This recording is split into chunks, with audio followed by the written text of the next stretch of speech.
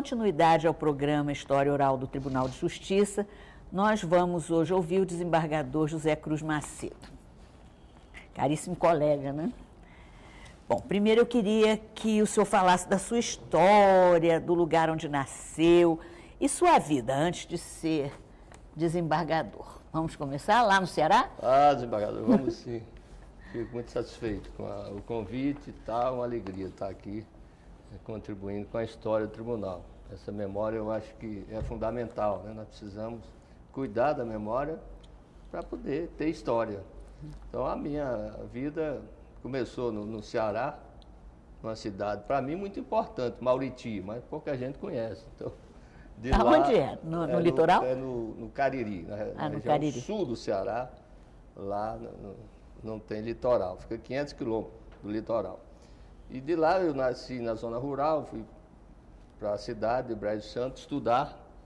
Meu pai, uma família grande, 2 casamentos, ficou viúvo, 10 filhos, no segundo 4, e eu mais novo. Meu irmão mais velho formou-se em agronomia, depois ajudou a todos os irmãos a estudarem, né? Meu pai também, minha mãe contribuíam muito com isso. Mas eu fui para a escola, em Brejo Santo, ainda me submeter a exame de admissão. Nós tínhamos, antes da reforma, tinha o exame de admissão. Então, fiz o exame de admissão em Brejo Santo, e lá fui para Fortaleza, e sempre pensando em ser advogado. Desde sempre? Desde sempre. Eu achei que seria Seu pai era advogado a vida toda. Meu pai era agricultor. Mas ele percebia, ele dizia que eu poderia ser advogado, eu gostava muito de conversar, de discutir e tal, mas eu sempre com timidez, eu sou muito tímido, especialmente em público, né, para dar entrevista e tal. A embaixadora Sandra está aqui muito à vontade, entendeu? E se dizendo também que não gosta, mas é muito natural a sua participação.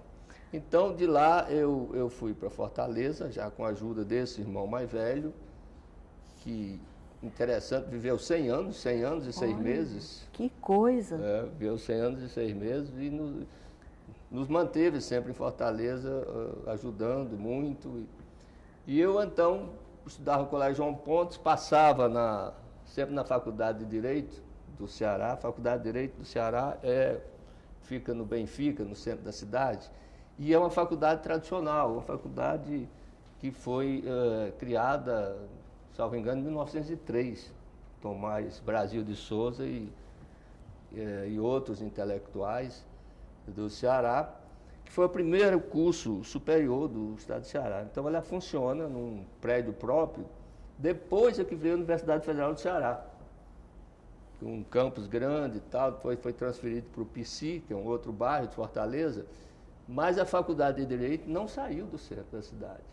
Os estudantes não deixaram, e os professores, e até hoje está lá a Faculdade de Direito, um prédio com cores assim que lembra, cores muito utilizadas na Europa, cores não muito acentuadas, tal. E eu então sempre admirei muito aquela faculdade, o busto do Clóvis Bevilacqua ali em frente, entendeu? Uma história muito interessante do Clóvis Bevilacqua, do nosso, talvez o maior jurista do cearense, né, que marcou com o Código Civil. Quando ele foi escolhido, ele foi convidado, acho que era o ministro da Justiça, o Epitácio Pessoa, que o convidou para fazer um projeto de Código Civil. E ele, em 6 meses, escreveu o Código Civil. Depois foi remetido para o Congresso e o Congresso ficou mais de 15 anos examinando. Quando veio Código Civil é sempre 16, demorado, né? Sempre demorado. E a nossa legislação, né, a gente nosso parlamento tem uma tradição de demorar. Isso até tem sentido, porque a lei precisa ser bem cuidada, bem avaliada. A gente nota que, às vezes, uma legislação feita com muita urgência, especialmente no campo penal, traz prejuízo à legislação. Aquele uso de arma, pois é, exatamente. aquela faca é uma tragédia. Nós temos agora esse exemplo. Eu estou na jurisdição criminal, que foi retirada aquela majorante da arma branca, e nós estamos com um problema grave, porque muitos casos são cometidos com arma branca, são realmente seríssimos e precisam ser majorados. A jurisprudência está agora dando uma solução de deslocar a majorando para a primeira fase, mas é ainda uma matéria que vai chegar ao Tribunal Superior para uma definição. Então eu acabei me interessando pelo direito, entrei na Universidade Federal do Ceará, um vestibular naquela época, eram poucas vagas, 20 vagas, e bastante concorrido.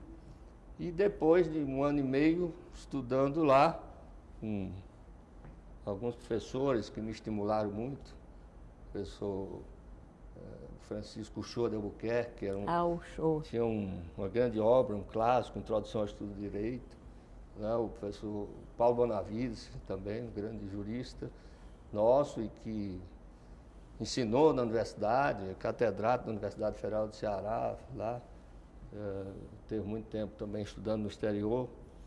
E daí surgiu o interesse de vir para Brasília. Brasília vivia um momento de muita efervescência política nos anos 70, 77, 79. Eu então tinha uma irmã que morava aqui, resolvi vir Não para estava Brasília. formado ainda não? Não, tinha 2 anos na Universidade Federal do Ceará. E vim para Brasília depois de um carnaval. Então decidi, e ficou. na hora de vim aqui de ressaca para Brasília, chegando aqui gostei muito tal. Essa irmã Luísa me acolheu. E eu tinha a intenção de estudar na UNB. Eu vim da Universidade Federal, mas não havia possibilidade de transferência, porque eu não tinha emprego público. Então, eu pensava em fazer vestibular. Mas quando cheguei em Brasília, que fui à UNB, constatei que só tinha curso diurno. Naquela época não havia direito noturno na UNB. E eu precisava trabalhar. Então fui para a UDF. E trabalhava em quê? Eu fazia uma assessoria aqui em Brasília, num escritório imobiliário. Até fazia algumas peças já para o advogado e assessoria de contratos, né?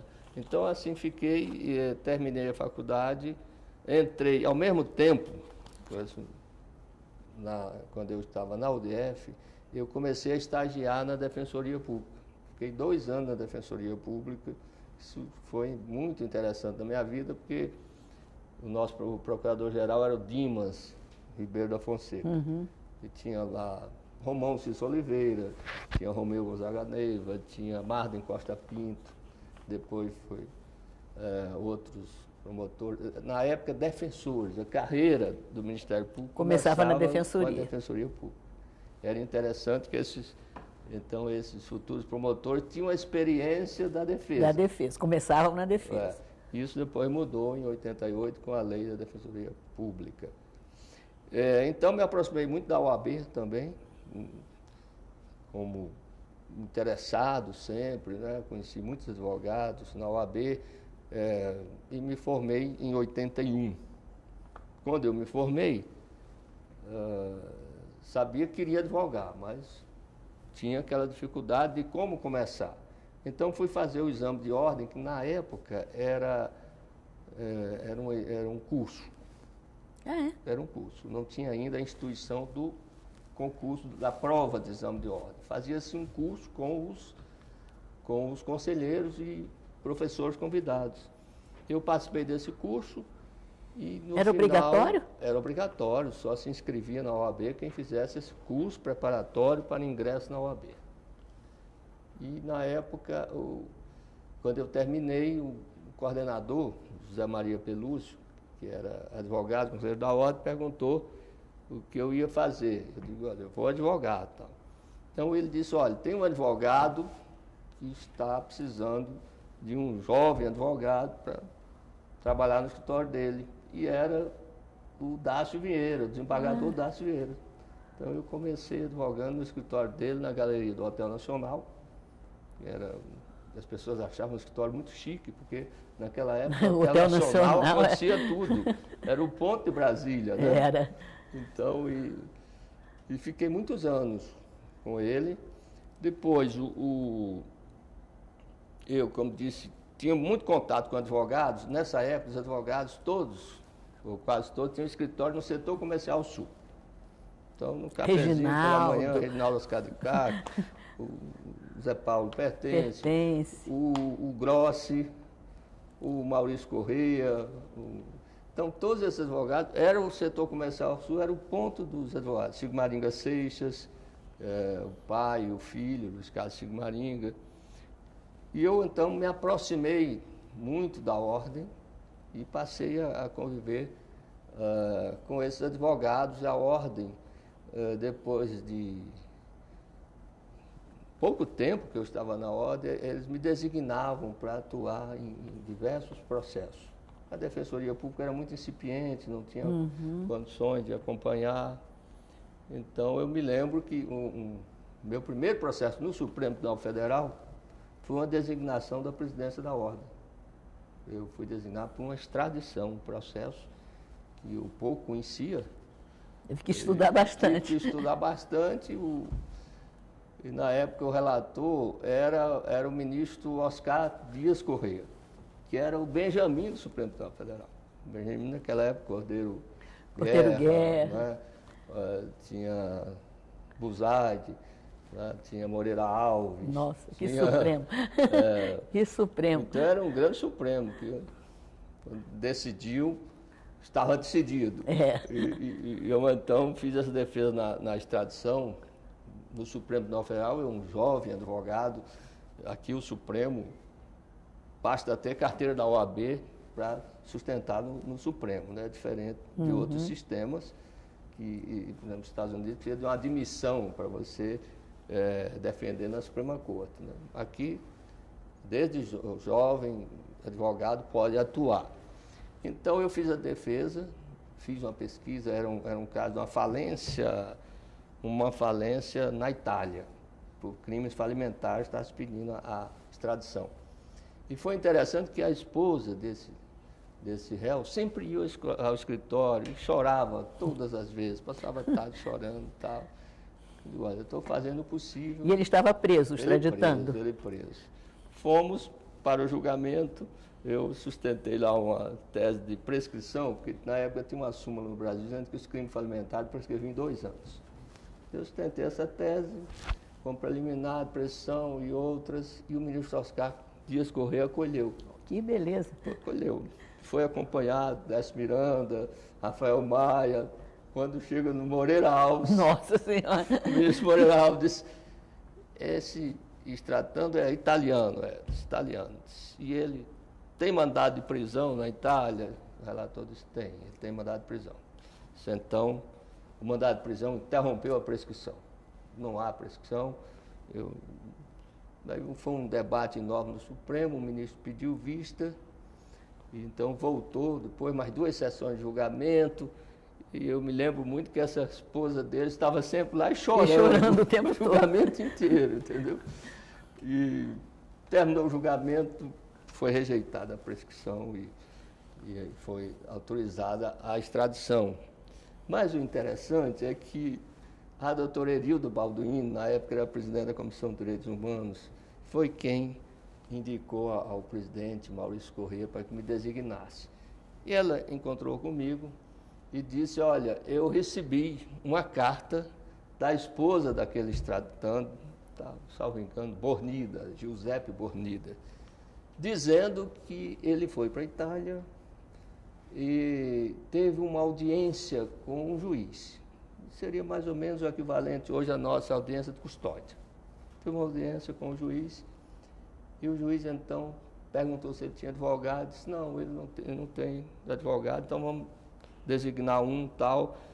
Mas ele disse que foi julgado pelo Supremo do Brasil, tal, e que aqui ele teve uma defesa que alegou a prescrição e tal.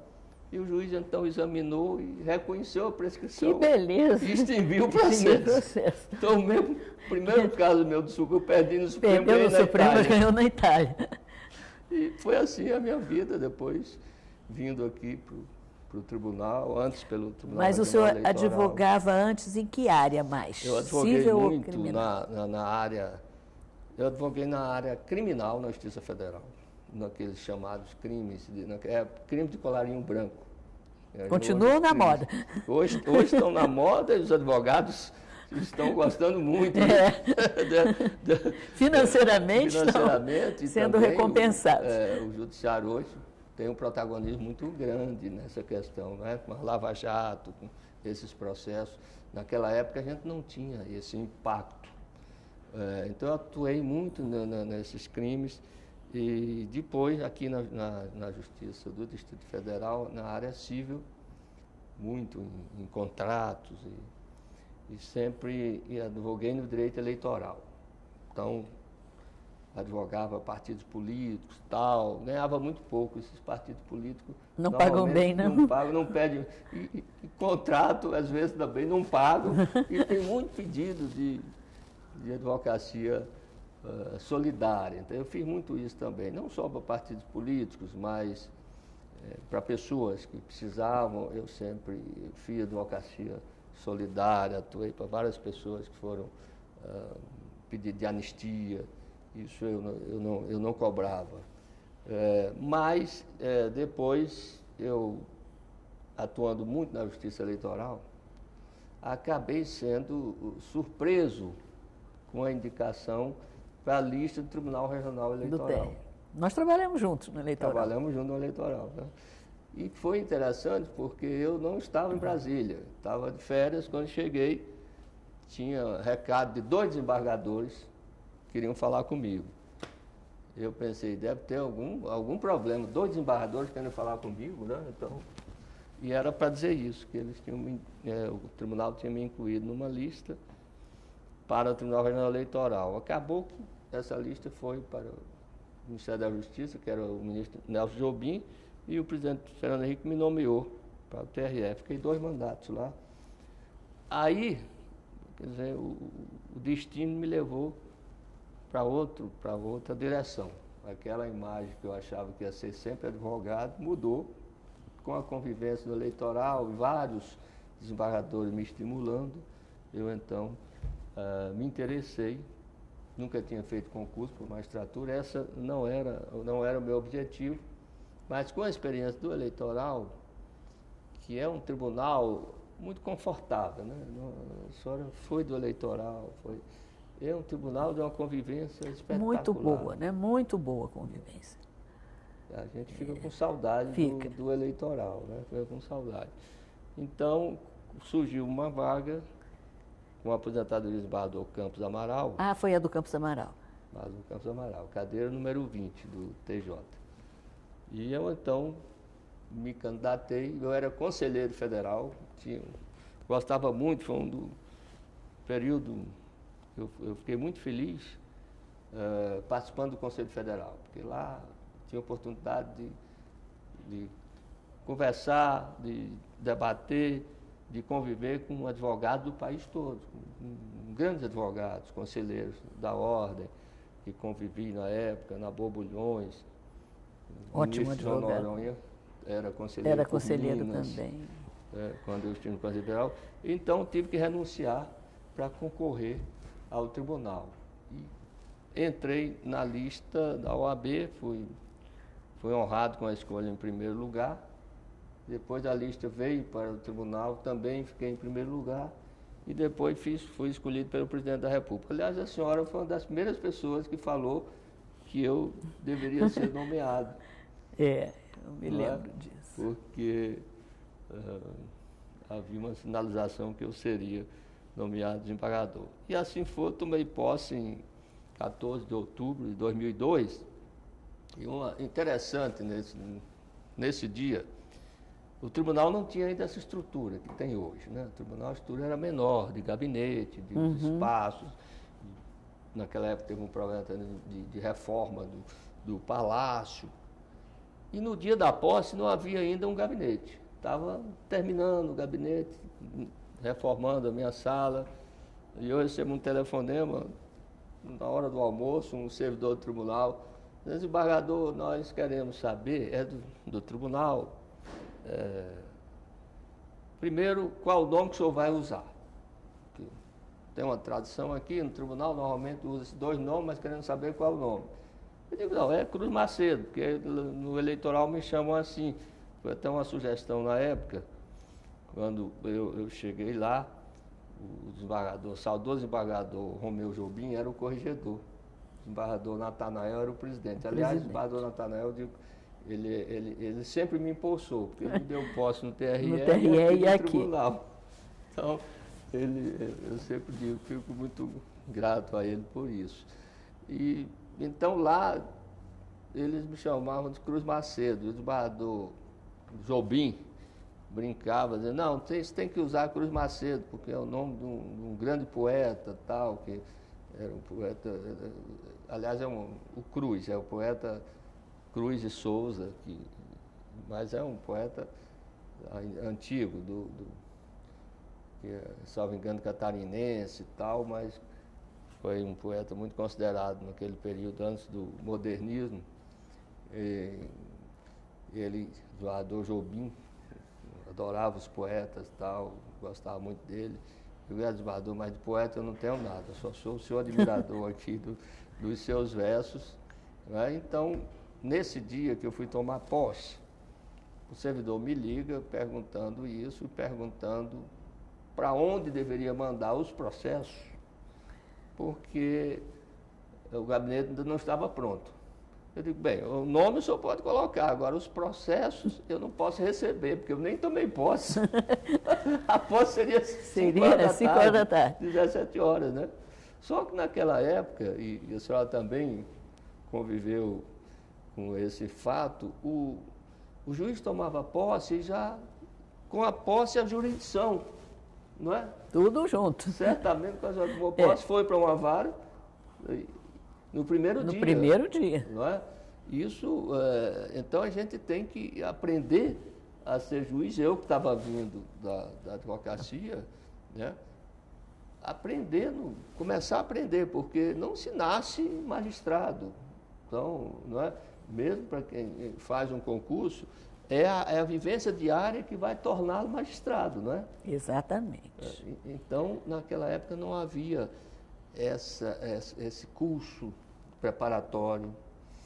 Logo depois, a Magis passou a fazer um curso mais organizado. Eu fui convidado várias vezes para falar com os colegas, não é? E hoje nós temos, está regulado. É obrigatório, né? agora. Um curso de formação, a escola.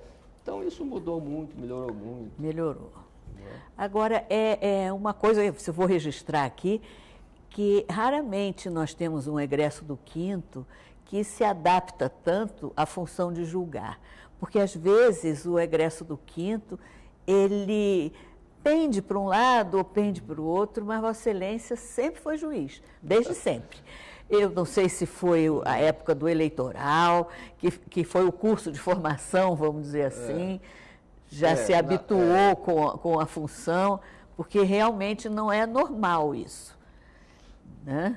Bem, eu, na verdade, eu digo o seguinte, eu abracei a carreira e quando vim para o tribunal, fiz o compromisso de defender o tribunal. Então, esse é um aspecto que eu faço questão de colocar na minha vida profissional, é o compromisso com o Tribunal de Justiça do Distrito Federal, que é um tribunal de excelência, né? É um dos tribunais. É um dos melhores tribunais do país. Eu vejo estatísticas, eu acho que o tribunal é o melhor. Assim, pela qualidade das decisões, até porque não é um tribunal muito grande, então tem condições de prezar pela qualidade. Na primeira instância, na segunda instância, eu acho que realmente nós somos privilegiados. Essa é a verdade. Eu vim pelo quinto e sempre fiz um esforço de tentar trazer alguma contribuição para o tribunal. Eu sou, como dito, eu venho de um estado distante, de um estado pobre, do estado do Ceará, e lá do interior do Ceará. E quando vim para cá, eu me lembro sempre do Belchior, um compositor importante.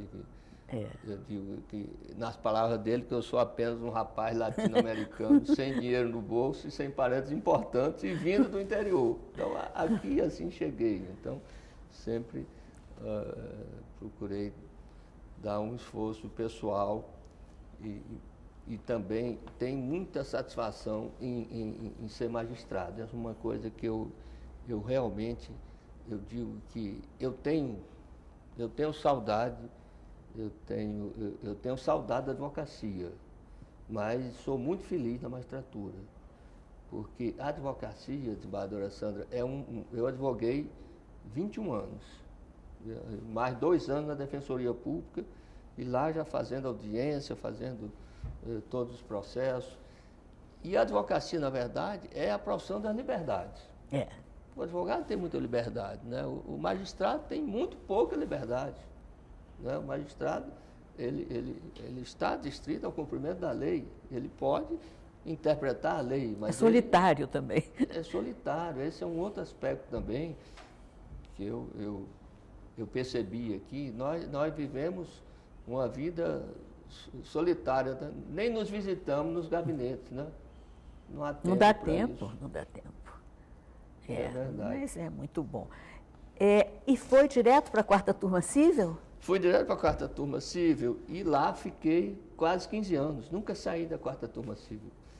Esse foi interessante, porque quando na véspera da minha posse, me perguntaram, tinham 2 vagas, uma na 4ª Turma e uma outra numa outra turma. E me perguntaram qual a opção que eu iria fazer. Então, eu tinha lido o regimento e tinha visto que quando toma-se posse, o empossado vai para a vaga de quem lhes dá a cadeira do ocupante da cadeira, onde ela estiver. A minha cadeira, número 20, desembargador Campos Amaral, um grande juiz também nosso, que eu procuro muito também zelar por isso, porque sucedo um juiz que só tem boa referência dele. E então eu vi no regimento que seria a 4ª Turma. Quando me perguntaram para onde o senhor vai, eu disse, bom, o regimento está dizendo que eu vou para a 4ª Turma, não preciso fazer requerimento nenhum. Então, fui para lá e na 4ª Turma nós tínhamos Estevão Maia, Mário Machado, Getúlio passou lá, depois foi o Sérgio Bittencourt. Então, eu digo, não podia. Que turma excelente. Excelente. Né? Embaixadora Sandra. Eu era convocada. Foi convocada lá há algum Muito tempo. Muito convocada. Então, eu fiquei muito feliz na 4ª Turma, de lá nunca saía, a não ser para a corregedoria. Então, foram quase 15 anos de 4ª Turma Civil, uma convivência muito boa, porque aqui também eu fui bem recebido pelos colegas do tribunal. Né? Alguns com quem eu já tinha convivido no eleitoral, outros pela minha atuação como advogado. Então, eu fui bem recebido. Isso me ajudaram muito, vários colegas, né, para que eu fosse aprendendo a arte de julgar. Né? Da 4ª, fui para a corregedoria. E a corregedoria? A corregedoria foi uma experiência muito boa. Foi boa? Foi boa. Trabalhosa? Foi boa, porque é muito trabalhoso. Trabalhoso. Tem uma parte até espinhoso.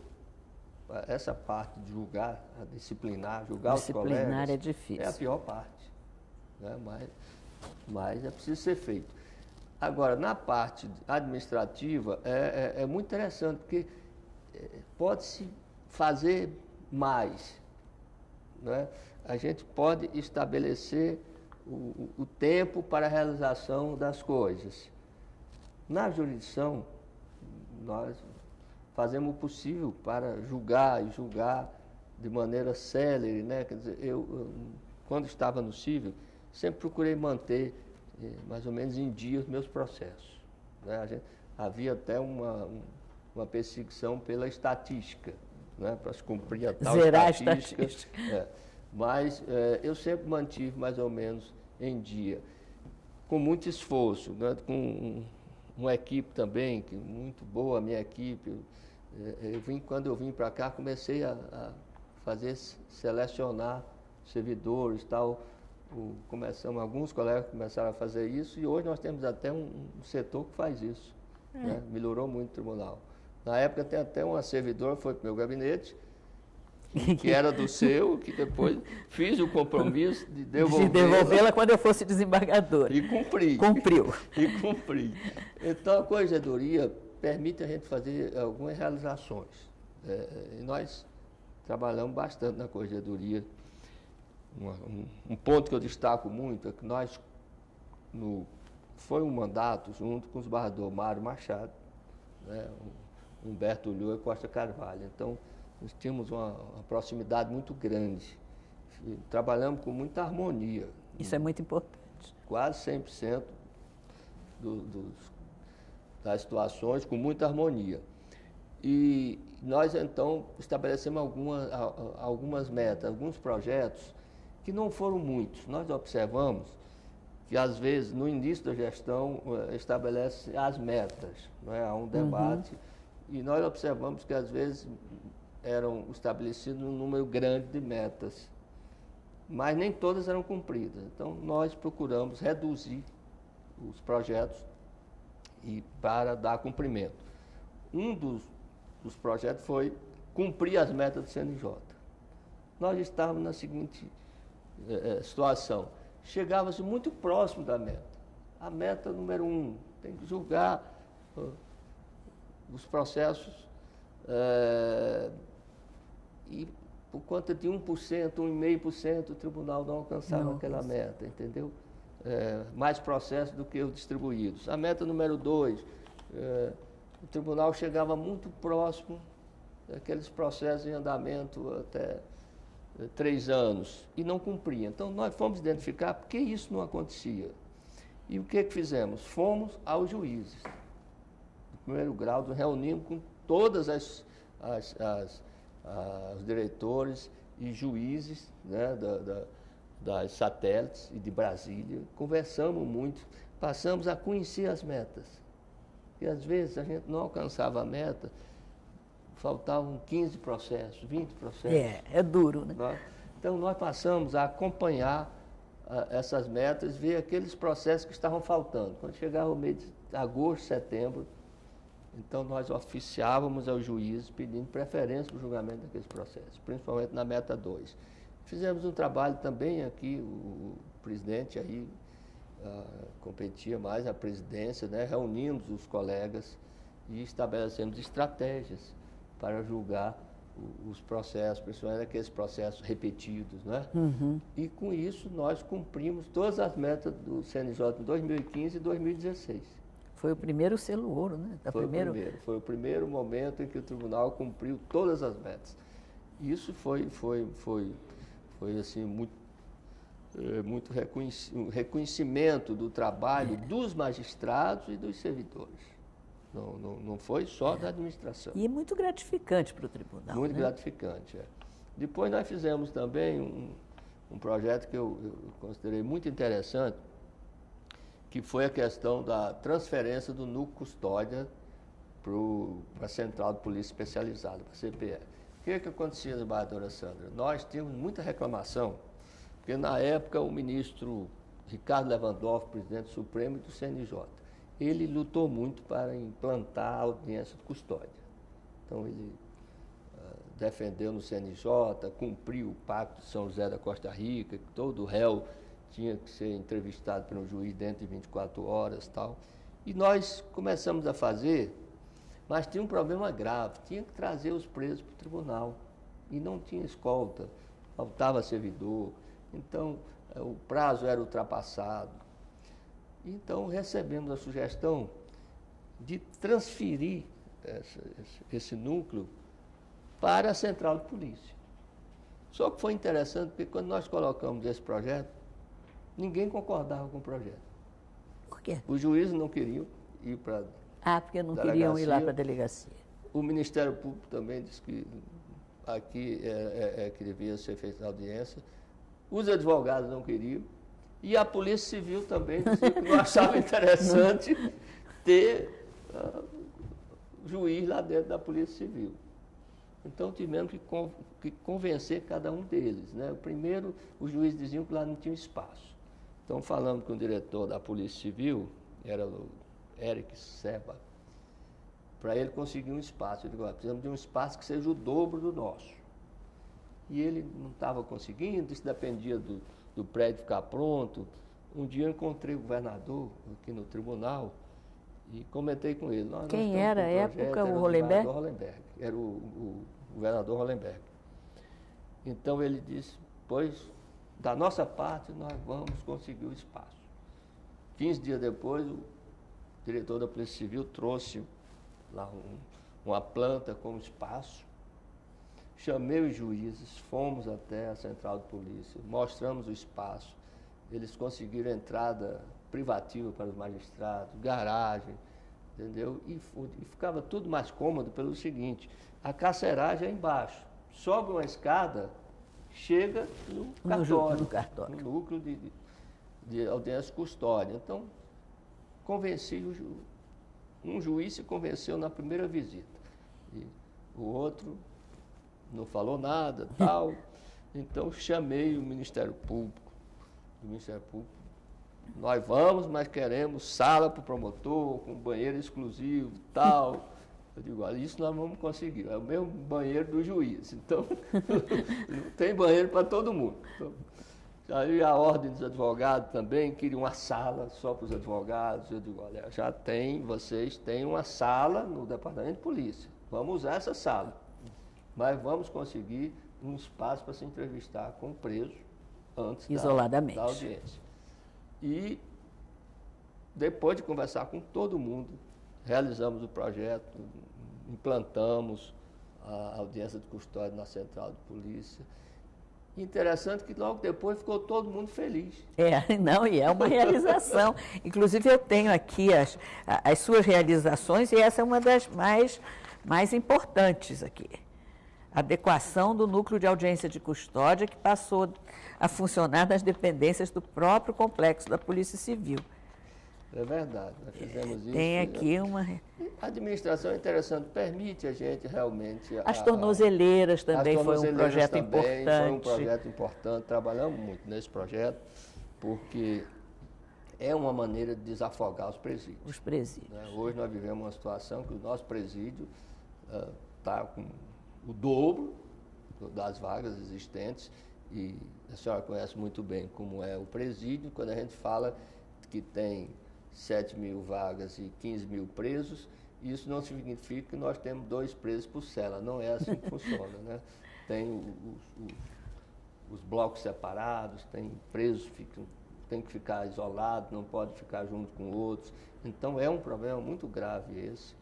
E as tornozeleiras, a ideia foi que, por exemplo, na violência doméstica, ela pode ser muito útil também. Hoje nós temos muitos casos de violência doméstica, cresceu muito, né? Hoje eu estou na jurisdição criminal, e como cresceu a violência doméstica? Não sei se nós temos mais varas, nós temos 17 varas de violência doméstica, não é? E houve também campanha para que as mulheres denunciem, né? Procurem as autoridades, mas o fato é que cresceu bastante. Então, acho que essas tornozeleiras podem ser úteis e estão sendo utilizadas com sucesso. Estão sim. Outra realização foram os diálogos cartorários também, né? Esse projeto foi bem interessante. Nós tivemos na corregedoria 3 magistrados, doutor Luiz Márcio, doutor Omar Dantas, que hoje está na primeira vice-presidente, também contribuiu muito com a corregedoria, e doutora Sandra Reves, e os magistrados são fundamentais ali na corregedoria. Eles carregam, talvez, a maior parte dos problemas, porque a corregedoria tem isso mesmo, toda hora chega problema lá. Só problema. É um ponto onde chegam os problemas do tribunal todo, da primeira instância, que é o coração da jurisdição, né? Eu digo até que não só o coração, mas é o pulmão também, porque é quem impulsiona essa máquina toda, né? Tudo acontece no primeiro grau, né? Então é isso. A gente tem que valorizar muito o juiz de primeiro grau. E esse projeto, então, de diálogos cartorários foi também importante para o cumprimento das metas, porque ele implicava em conversar com os diretores e com os servidores sobre as metas, entendeu? E sobre os projetos da corregedoria. Isso, eu sempre procurei comparecer a esses diálogos e tal. É um projeto que é muito interessante. do ponto de vista de gestão, porque não é fácil a gestão de um tribunal como o nosso. É um tribunal grande, é um tribunal, como já destacamos, muito importante, né, no cenário, e a gente tem que manter isso como um exemplo do trabalho do nosso tribunal, que é visto pelos outros tribunais. Exatamente. Nós estamos perto dos tribunais superiores, nós temos um papel muito importante. Bom, e a opção agora pelo crime? Pois compensa o crime? Bom, eu cheguei à conclusão que o crime não compensa nem para o julgador. Entendeu? Mas eu estou gostando bastante. É mais divertido, né? Mais dinâmico. Mais divertido. Uma vez a senhora me disse isso, que o crime é muito divertido e a carreira passou muito por aí, no tribunal do júri, né? Tal. Eu, na minha advocacia, faltou fazer um júri.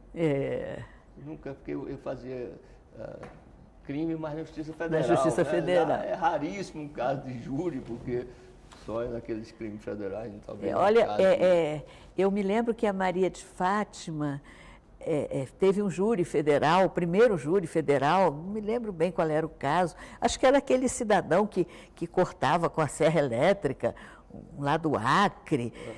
Eu não me lembro bem qual era, mas nós emprestamos toda a estrutura do Tribunal do Júri, oficiais de justiça, serventuários, porque eles não tinham estrutura nenhuma, não sabiam como fazer.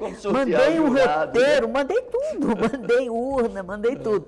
Não tinha um roteiro, não tinha nada, nós emprestamos tudo para... ficou faltando isso na minha... A Fátima, que é até sua conterrânea, né? Conterrânea, cearense. Fátima Paula Pessoa. E então a gente teve surgiu, porque também foi coincidência, a sua vaga na primeira turma criminal, a sua cadeira. Então o Mário retornou. O Mário retornou, a turma ficou muito boa, Mário, George, Costa Carvalho. Muito boa a turma. Muito boa a primeira turma. Eu estou satisfeito, porque o crime realmente é muito diferente, mas a gente está mais perto da realidade ali, dessas questões da natureza humana que a gente não entende às vezes. Dá até para filosofar, né? Dá para filosofar. Mas é um pouco mais trabalhoso essa questão de lidar com a prova, né? Penal é muito fato, prova. A possibilidade de deixar alguém na cadeia por muitos e muitos anos é uma responsabilidade muito grande. Muito grande, né? Então a gente tem que pensar muito e decidir com bastante equilíbrio, com bom senso, né? Bom, e a Mônica? Aonde apareceu nessa história? A Mônica apareceu aqui em Brasília. Foi aqui em Brasília? Em Brasília. A Mônica é paranaense, né? Nos conhecemos aqui em 90. Então a gente casou, temos um casal de filhos, tal, já estamos. Aliás, tem um que vocês devem lembrar, o Tiago, quando eu tomei posse lá no eleitoral, depois, a senhora que me contou. Foi. Eu estava atrás dele na fila. Estava atrás dele, né? Eu fui assinar o livro, aí, como eu era atrás dele, eu li o que ele escreveu. Ele estava recém-alfabetizado e tal, escreveu ali, como demorou. Como é que era, assim, meu pai, eu sou o filho... Tiago Macedo, abriu um parênteses, filho do juiz daqui. Filho do juiz daqui. Resgatou aquela cópia daquela folha, que é bem interessante. Eu achei muito interessante, eu li, e ele disse que era o filho do juiz daqui. Eu não sabia que ele... Foi interessante que ele ficou na fila. Ficou, era na minha frente. E não perdeu a oportunidade de assinar o nome dele lá. Então, tivemos também a Julinha, que teve um problema neurológico e nos deixou com 10 anos. Hoje está com o senhor, está no céu, mas conviveu com a gente com muita alegria, né? E estamos hoje, até hoje, casados já com 27 anos de casado, né? Já está. Por tempo de hoje já é muito tempo. Já é muito, com a mesma mulher é muito tempo. Porque hoje o casamento nem sempre é com a mesma mulher. É verdade. E vivendo em Brasília, eu acho que adotamos Brasília realmente como lugar para a gente ficar. Embora eu goste muito do Ceará, a Mônica também, mas hoje a gente vai só para passear. E a fazenda que tem uma onça? Ah, tem uma área rural, em Formosa, e isso eu tenho uma ligação, porque meus pais eram agricultores, então eu tenho muita ligação com o campo. E compramos uma área rural ali em Formosa. É interessante que o Tiago fazia biologia no UNB, levou uns colegas lá, colocaram câmaras, e registraram lá a presença de onça pintada, onça preta. Tal. Ah, tinha a preta também, eu vi a pintada. A preta foi, parece que o primeiro caso que eles identificaram em Formosa do registro de onça preta. E levaram a imprensa lá, publicaram na Globo, nos jornais, entendeu? Mas as onças, elas não aparecem. Não aparecem, não perturbam muito. Não, a gente fica lá e vai descansar, vou muito para lá, não tinha telefone, agora já tem. Agora já tem lá até telefone por satélite, mas antes não tinha. Mas é um lugar que a gente vai muito para descansar, então a gente gosta de ir lá de conviver com isso. Mas é isso aí. Bom, queria perguntar se tem algum conselho para os novos magistrados. Bem, para os novos magistrados, eu penso o seguinte, que o magistrado tem que ter esse compromisso com a lei, é o nosso compromisso. A gente faz, na hora da posse, faz um compromisso de cumprir as leis e a Constituição. É isso que o juiz deve fazer, mas não deixar de dar aquela interpretação que ele acha que é a melhor, interpretação que ele acha que é justa, né? E que ele possa ficar... dormir tranquilo, tome as decisões de maneira que ele possa ficar em paz com eles mesmos. E eu diria também para eles tomarem cuidado com a questão da linguagem. Eu acho que a linguagem do magistrado, principalmente nos dias de hoje, deve ser uma linguagem simples, uma linguagem que seja acessível. Hoje as partes têm acesso ao processo. Tem que entender o que a gente decidiu. Né? Hoje nós não falamos só para os advogados, nós falamos para as pessoas, entendeu? Eu me lembro agora de um fato que o professor, salvo engano, o professor Albuquerque, lá na Faculdade de Direito do Ceará, ele já falava nisso lá nos anos 70, ele dizia, olha, não façam essa linguagem rebuscada demais, que as pessoas não entendem. E aí contou uma situação de um réu, no julgamento do júri, o júri condenou, e o juiz então deu a sentença, era um homicídio, condenou a 18 anos de prisão e terminou dizendo, recolha-se o imprecado ao gástulo público. E o réu perguntou para o advogado, e agora? Eu vou para onde? E o advogado disse, eu também não sei, entendeu?